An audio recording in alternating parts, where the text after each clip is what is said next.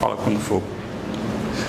Então, pessoal, olá, tudo bem? Hoje é dia 26 de março, hoje é a terceira aula do curso de Álgebra 1 do mestrado.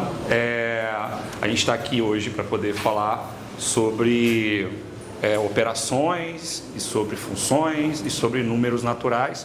Lembrando que na aula passada, a gente falou um pouquinho sobre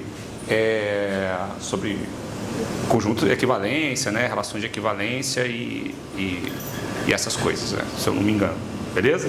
A gente falou um pouquinho sobre conjuntos numéricos também, e a gente vai retomar algumas coisas hoje. A ideia é a gente retomar algumas dessas ideias e seguir avançando na direção da álgebra mais abstrata. Aí eu queria falar uma coisa muito importante. Eu queria agradecer muito algumas pessoas. Eu queria agradecer o Humberto Bortolossi, porque ele fez um comentário muito interessante no vídeo da aula 2, da aula 1, que ele falou que não faz sentido eu falar os poemas se os alunos não estão lendo os poemas juntos, então eles ficam meio perdidos. Aí hoje eu providenciei o poema de hoje, estão aqui com ele na mão, só que acabou que eu cortei o final do poema, mas é só para dar suspense mesmo e tal. Agradecer as pessoas que estão dando sugestões também, agradecer os professores da UF, da Unirio, que estão colocando os alunos para poder assistir essas aulas e tal. Tem muitos alunos entrando em contato. E dizer que é uma parceria mesmo, eu acho que eu estou aprendendo muita coisa. Eu estou dizendo isso desde a primeira aula, É muito difícil para mim dar aula de álgebra 1 quando eu nunca dei aula de álgebra 1. Então, só há mais de 10 anos que eu fiz isso. Mas, por outro lado, eu também estou aprendendo muito nesse processo, E eu acho que é uma proposta que tem tudo para dar certo, e a gente tem muita gente que está dando força, Então, gostaria de agradecer todo mundo que está lendo, que está participando dessas discussões, E, em particular, eu queria agradecer muito os alunos, Na semana passada para cá, a gente teve mudanças grandes no texto. Eu escrevi mais de 20 páginas a partir das discussões que a gente teve na aula passada, que eram discussões sobre pedagógica, de trabalhar com conjuntos, sobre especificamente cada uma das coisas que vocês trouxeram. Eu anotei e tal, tentei colocar todas as coisas dentro do texto. Então acabou que eu escrevi muita coisa de uma semana para outra. A ideia não é escrever muita coisa de uma semana para outra mesmo, a gente ter versões mais espaçadas. Mas eu achei que era uma maneira também de mostrar como é que estavam as contribuições de vocês no curso, Em particular, queria agradecer muito o Felipe, a Isica, o Felipe Zumba, pelas contribuições na aula passada, e a Roberta também, que me fez repensar aquele negócio dos conjuntos numéricos lá e tal. Então, eu acho que foi super importante, E eu não sei se vocês conseguiram olhar essas mudanças, mas a gente pode até olhar elas mais tarde, Mas eu acho que foi interessante mesmo. Eu acho que o texto está melhor e mais rico, E a gente estou tentando fazer esse curso sempre na perspectiva de aprender a ensinar álgebra mesmo, junto com vocês, beleza? Então é muito importante que vocês continuem esse processo. E aí eu vou ler para vocês um poema, para mim, um poema muito importante, um dos poemas mais importantes da história da literatura no Brasil, que é o poema Tem Gente com Fome, do Solano Trindade. Por que esse poema é tão importante? E por que eu resolvi trazer ele para vocês aqui? Deixa eu só colocar aqui meu despertador. Por que eu resolvi trazer esse poema para vocês? Solano Trindade foi um poeta negro muito importante, muito influente no movimento negro no Brasil. Ele participou da formação de vários movimentos negros, isso desde os anos 30, dos anos 40. Ele estava atuando junto ao movimento negro, e por causa disso, especificamente, ele foi um cara que sofreu muita perseguição política. Esse poema, Tem Gente com Fome, ele foi escrito em 1944, e assim que ele foi escrito, ele foi um grande sucesso. Ele foi proibido pela ditadura de Getúlio Vargas. Na ditadura militar também esse poema foi censurado, e as pessoas que liam esse poema, elas podiam ser perseguidas, e foram perseguidas durante esse período. A gente fala muito, a gente está vendo esses filmes como Ainda Estou Aqui, o Agente Secreto, que está falando sobre a ditadura militar, mas o movimento negro ele foi muito perseguido pela ditadura militar no Brasil também, E isso tem uma influência muito forte também em como a luta do movimento negro ela também acabou se atrasando muito em relação a outras pautas aqui no Brasil e tal, E o Solano Trindade, ele morreu em 1974, ele não alcançou grande sucesso comercial, Porque realmente ele viveu num período muito difícil e tal. E esse poema é um poema muito, muito duro, muito forte, Eu queria ler ele para vocês e ler com vocês, só o finalzinho que eu vou ler sozinho, tá? Que é o seguinte, o nome dele é Tem Gente com Fome. Trem sujo da Leopoldina, correndo, correndo, parece dizer: tem gente com fome, tem gente com fome, tem gente com fome. Piu! Estação de Caxias, de novo a correr, de novo a dizer, tem gente com fome, tem gente com fome, tem gente com fome. Vigário Geral, Lucas, Cordovil, Braz de Pina, Penha Circular, Estação da Penha, Olaria, Ramos, Bom Sucesso, Carlos Chagas, Triagem, Mauá, Trem Sujo da Leopoldina, correndo, correndo, parece dizer, tem gente com fome, tem gente com fome, tem gente com fome. Tantas caras tristes querendo chegar em algum destino, em algum lugar. Trem sujo da Leopoldina, correndo, correndo, parece dizer, tem gente com fome, tem gente com fome, tem gente com fome.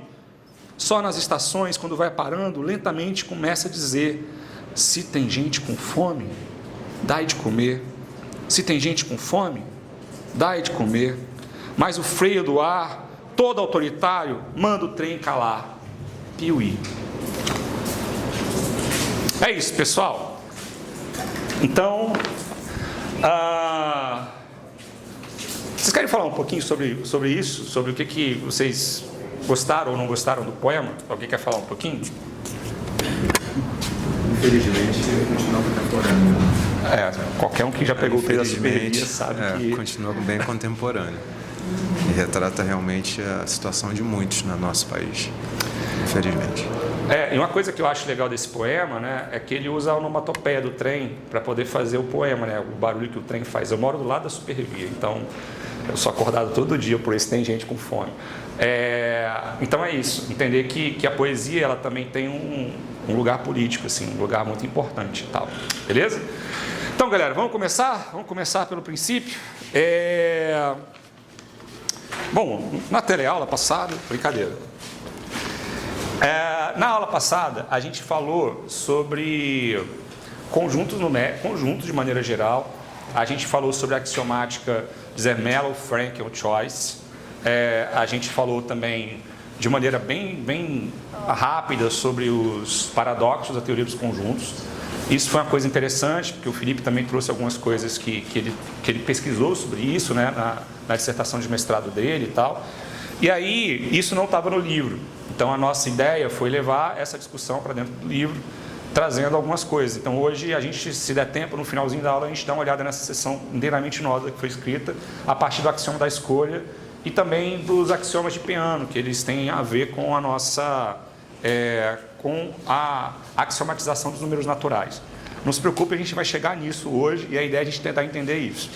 Eu queria explicar mais uma vez, e talvez isso não tenha ficado claro, assim, qual que é o grande objetivo desse curso. Nosso grande objetivo desse curso é tentar entender esse curso do ponto de vista de quem dá esse curso, sempre é isso, de quem vai ser o professor que está dando esse curso. E eu justamente tenho pedido para vocês atuarem nesse sentido nas aulas, assim, pensando, se eu fosse dar essa disciplina, como é que eu faria isso, tal, né? Então, tem sempre decisões que precisam ser tomadas. Então, eu estava preparando a aula, o material que tinha até a semana passada, a gente não tinha uma parte de funções escrita, porque eu achei que era pré-requisito. Eu achei, todo mundo sabe o que é função injetiva, objetiva, sobrejetiva e tal, né? Só que aí, enquanto eu estava preparando a aula anteontem, preparando a aula de hoje, eu pensei melhor nisso, assim. Eu pensei que a gente supõe algumas propriedades de funções injetivas, objetivas, sobrejetivas, essas coisas todas, mas isso não necessariamente é uma coisa óbvia. Então, acabou que, por isso que de ontem para hoje, eu fiz uma sessão nova, que era uma sessão de funções, que a gente vai falar um pouquinho sobre isso hoje, antes de falar de operações, assim, né? Porque a nossa ideia é a gente conseguir trabalhar com esse conteúdo, com funções mesmo. E a gente vai ter vários exemplos de funções ao longo desse nosso texto. A porta está aberta, gente? Porque senão alguém vai ficar preso lá fora. Tá bom? Então é isso. Fazendo uma retomada da aula passada, a gente falou de conjuntos, a gente falou de relações e a gente, né, no final da aula a gente falou das 3 características de relações de equivalência, que são a simetria, a reflexividade e a transitividade, beleza? E aí a gente fez algumas relações de equivalência. No livro, vocês vão ver que tem relações que não são de equivalência. Tem um exercício que eu também coloquei, que é sobre relações de ordem parcial e total. Eu queria muito que vocês fizessem esse exercício, porque ajuda a gente a enxergar outros tipos de relações. E esses exercícios estão na versão nova, também não estavam na versão anterior, beleza? Então, como eu estou falando para vocês, escrever um livro é muito isso, a gente tomando decisões enquanto está escrevendo. Então eu resolvi colocar essas sessões porque na aula, a partir das intervenções de vocês, eu percebi que tinha alguns buracos assim nas coisas que a gente estava fazendo, e aí resolvi trazer isso para o livro e para a discussão na aula, beleza? E a gente, no final da aula passada, a gente fez um resultado muito importante, que é provar que toda relação de equivalência induz uma partição e toda partição induz uma relação de equivalência. E esse resultado é muito importante, porque a gente vai começar por aí hoje. Todo mundo entendeu? Pode botar ali, ó, cara. Tem ali também. Tá? Aqui no negócio também tem um monte de lugar para botar. Beleza? Todo mundo entendeu? Podemos começar? Vamos lá. Hoje a gente vai começar falando sobre um contexto, um conceito que ele é muito importante e que eu entendo que boa parte das pessoas que faz o curso de álgebra acaba não entendendo, que é o conceito de conjunto quociente. Então, eu vou falar sobre isso primeiro. Vamos entender o que é um conjunto quociente primeiro. Depois de entender o que é um conjunto quociente, a gente vai formalizar essa ideia, beleza? Então, vamos lá. Quando a gente fez, na aula passada, a gente falou do conjunto dos números racionais, a gente conseguiu fazer a relação de equivalência, né, que era AB se relaciona com CD, né? Se somente se AB é igual a BC, né? Até a Marcela fez uma pergunta sobre isso lá no meio da demonstração. Mas assim, isso aqui esconde, né? Dizer que é o seguinte, que A sobre B é igual a B sobre... Não, C sobre D, desculpa. A sobre B é igual a C sobre D. Ou seja, dizer que as duas frações elas são equivalentes entre si. Beleza? Então, criar uma relação de equivalência é o quê? Conseguir dividir o meu conjunto dos números racionais em partições. A gente fez isso no final da aula passada, beleza? Pode passar, cara. Que essa timidez, pô? Parece uma música do Biquíni Cavadão. Tá, aí eu faço essas piadas, ninguém entende, mas tá tudo bem. Hoje eu peguei um Uber, né? Aí tem aquele número lá que você dá pro Uber. Aquele númerozinho lá, o código secreto, né, e tal. Aí o código do Uber era 1306. Aí eu falei, caraca, foi quase 1406. A moça olhou para mim como se eu estivesse falando grego. Aí eu perguntei quantos anos ela tinha 26. Então ela não tem ideia do que eu estava falando, né? Mas é isso, 1406 era o número de um telefone para você comprar coisas aleatórias nos anos 90, assim, que você comprava todo tipo de coisa lá. Whatever. Tá, desculpa, voltando para a aula, né, depois desse desvio todo. Então a gente sabe que isso aqui é uma relação de equivalência, beleza? Então isso aqui induz o quê? Partições, beleza? Vai dividir esse conjunto de todas essas razões em partições. E aí o que a gente pode fazer? Pegar um elemento representativo de cada partição. Então, ao invés de você pegar... A gente pode definir o conjunto dos números racionais o quê? Como essas classes de equivalência.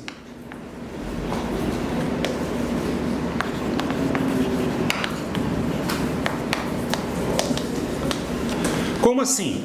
Agora isso aqui é o salto mais complicado, que a gente precisa entender isso, senão a gente vai entender mais nada daqui até o final do curso. Tá? Ó, a gente tem todas as frações A sobre B igual a C sobre D. Todas essas frações. E a gente tem frações que são frações equivalentes, beleza? E aí, isso é um problema, porque a gente tem, ó, sei lá, 2/3 é igual a 6 nonos. A gente está pegando representantes diferentes aqui, beleza? O que eu posso fazer? Eu posso pegar um representante de cada uma das frações equivalentes, uma fração de cada uma. Então, só que aí quando eu estou pegando as classes de equivalência como elementos, eu preciso entender que eu não estou pegando frações, ou não estou pegando elementos, eu estou pegando conjuntos. Então eu estou pegando todas as frações equivalentes e pegando elas para poder trabalhar com elas. Entenderam a ideia? Essa ideia, ela é central na álgebra, porque eu pego um conjunto, que é um conjunto cheio de coisas que são no fim das contas a mesma coisa, para a álgebra são todas a mesma coisa, e pego um representante só, e aí eu trabalho com esse representante. Você entendeu?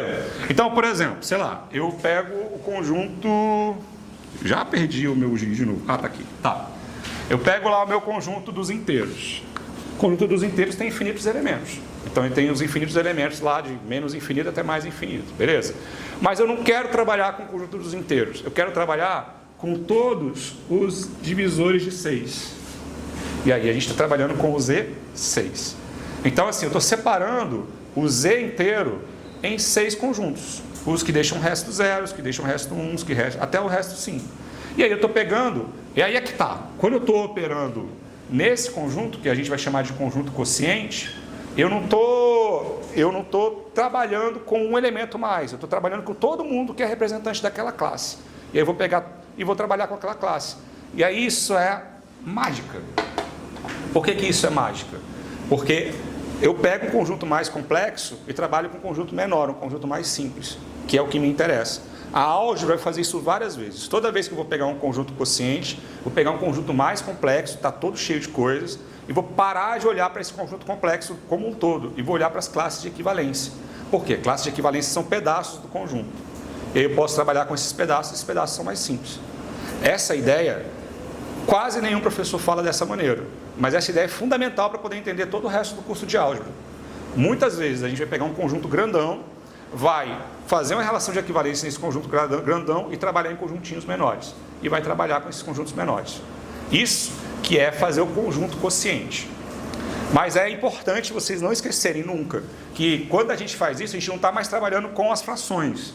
Eu estou imaginando todas as frações equivalentes aqui como um objeto.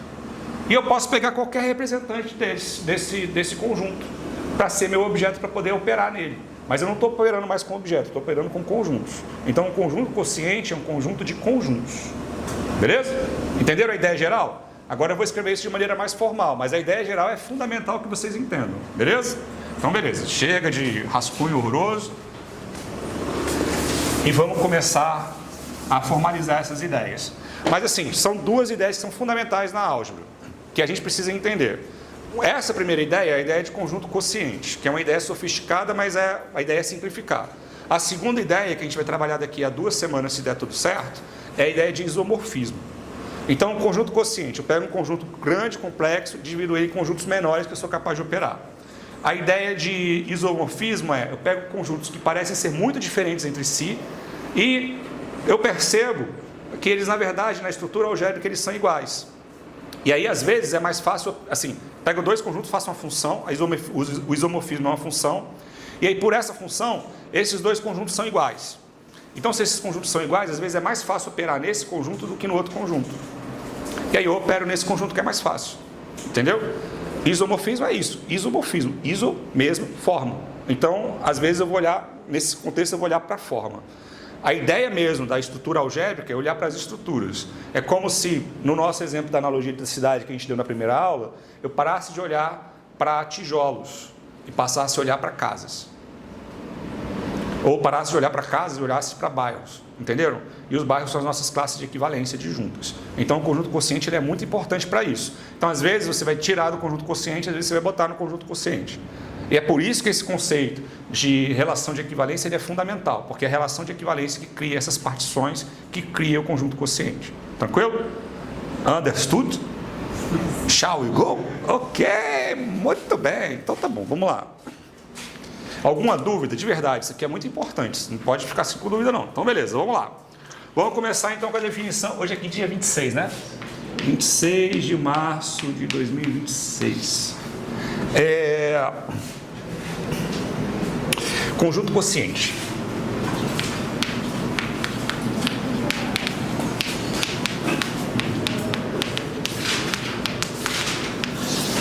Sim. Tem uma coisa que eu queria falar antes de continuar, que é importante, que tem muitos exercícios, tá? Eu sei que tem muitos exercícios lá. Eu queria que vocês tentassem fazer esses exercícios e tentassem acompanhar as demonstrações. Eu não vou fazer todas as demonstrações que estão no livro, eu vou selecionar as demonstrações que eu acho que são diferentes das outras que eu já fiz. Então a ideia é a gente ter um conjunto de técnicas de demonstração e a gente discutir essas técnicas de demonstração na aula. Hoje tem algumas demonstrações bem diferentonas e tal, tá bom? Então vamos lá, conjunto quociente, né?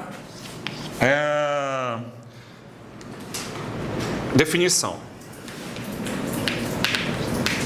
Seja A um conjunto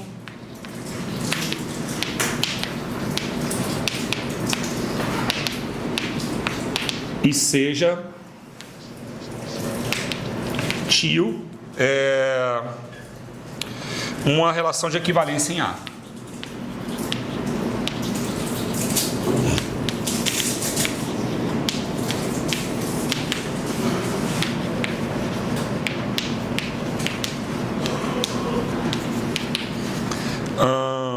Chamamos de conjunto quociente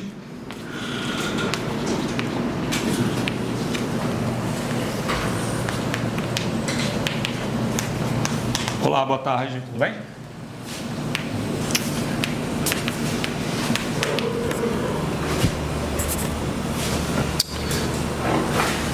De A induzido por tio, o conjunto formado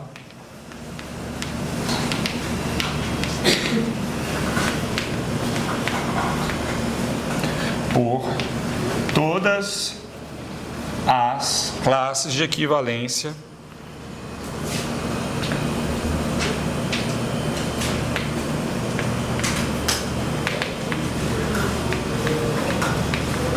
de tio.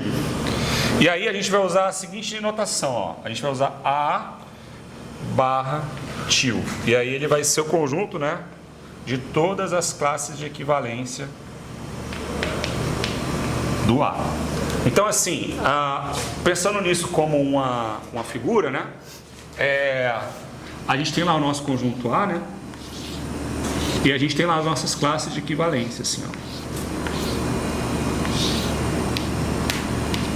E aí, assim, a gente está olhando esses conjuntos. Então, a gente vai pegar cada uma dessas classes, cada um desses pedaços do meu conjunto que é o meu conjunto original, e a gente vai usar esses caras como representantes.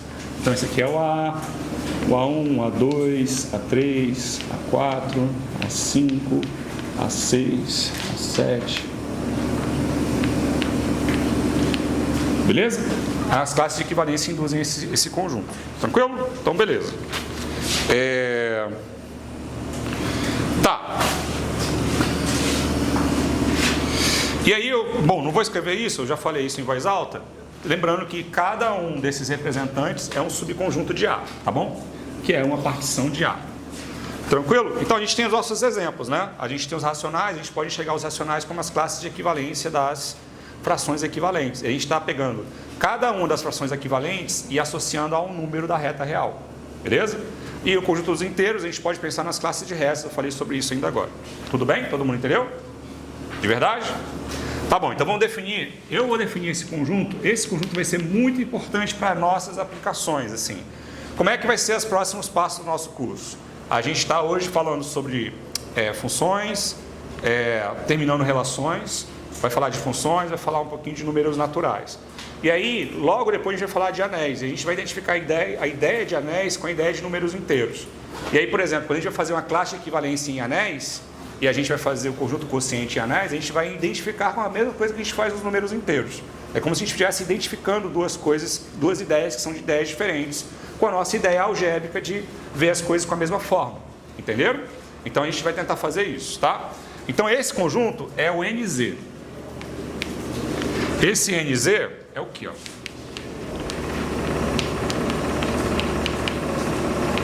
É o conjunto de todos os múltiplos de n. Então, se aqui o n fosse 6, seriam todos os múltiplos de 6. Beleza? Entendeu? E o conjunto... E a gente também vai definir, esse conjunto também é importantíssimo a gente definir, ó. Se a gente está pegando todos os múltiplos de 6, se a gente for pensar nas classes equivalências de n, quando a gente pensa nos múltiplos de 6, a gente vai pegar o quê, ó? Aí a gente vai usar a seguinte notação. O conjunto A, que nesse nosso caso é o conjunto dos números inteiros, né, cortados pelo NZ. Ou seja, se a gente pegar o conjunto dos números inteiros e cortar esse conjunto pelos múltiplos de n, os múltiplos de n, a gente vai ter as nossas classes de equivalência, que vai ser o 0 barra, 1 barra, até o n menos 1 barra. De novo, o que a gente está pegando aqui? A gente está pegando todos os restos da divisão por n. Então é de 0 até n-1. E a gente está identificando isso com as nossas classes de equivalência. Lembrando que isso aqui é um conjunto de conjuntos. Então a gente está pegando os elementos aqui, beleza? E aí, isso que eu queria falar, o Felipe falou um negócio, estava passando no final da aula passada, que eu acho que é super importante. Do ponto de vista da álgebra, muitas vezes a gente vai usar abusos de notação. Por quê? Eu posso pegar um elemento desse conjunto e operar com outro elemento desse conjunto. Por exemplo, eu posso somar, posso multiplicar e tal. Mas, na verdade, a gente precisa sempre saber que a gente está trabalhando com o quê? Com conjuntos. Mas, por uma questão de notação e uma questão de linguagem, a gente pode imaginar que eles são elementos, mas a gente nunca pode esquecer que eles são conjuntos. A natureza dele é de conjuntos. Cada um desses caras aqui é um conjunto. Mas a gente vai operar como se eles fossem elementos em certas situações. Por quê? Porque isso é mais fácil e porque isso também é mais natural para a gente na nossa linguagem.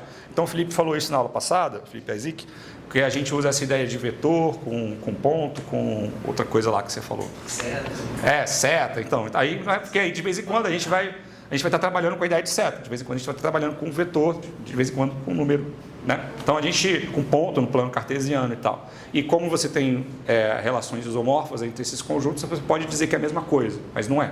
Beleza? Entenderam? Too much sophisticated ideas. Tá bom. Então, vamos fazer a nossa primeira pausa? Pode ser? Aí.